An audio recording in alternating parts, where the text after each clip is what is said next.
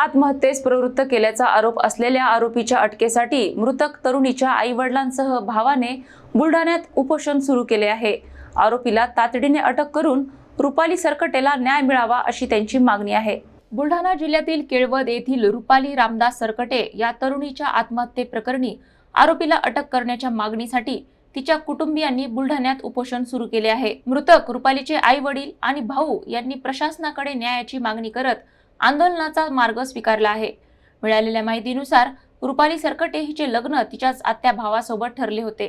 मात्र तन्मय विजय गवई याला महावितरण विभागात नोकरी लागल्यानंतर त्याने लग्नास नकार दिला। तसेच रुपालीला मानसिक आणि शारीरिक त्रास दिल्याचा आरोप कुटुंबियांनी केला आहे।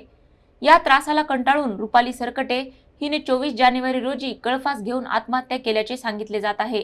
या प्रकरणात आरोपी तन्मय गवई हा गेल्या 45 दिवसांपासून फरार असून अद्यापही पोलिसांना त्याचा ठावठिकाणा लागलेला नाही।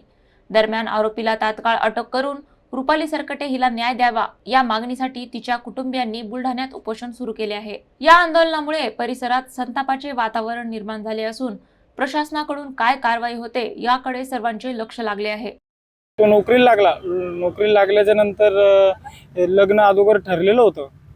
नोकरी लागल्याच्या नंतर त्याच्या मामाची नियत फिरली आणि त्याच्या मामाने ती मुलगी समोर केली, हिच्याशी लग्न कर। हा बी म्हणत दिले की मी आता तुझ्यासोबत लग्न करत नाही, वेळेवर नाकार दिला आणि त्या मामाच्या मुलीसोबत लग्न करतो।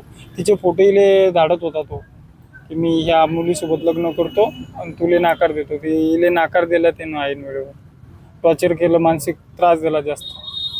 यानं 24 तारखेला आत्महत्या केली, 24 जानेवारीला। आमची मागणी अशी आहे की त्याच्यावर ज्या कलमा लागल्यात त्या कलमेनुसार त्याला सजा झाली पाहिजे आणि आरोपी 1.5 महिन्यापासून फरार आहे।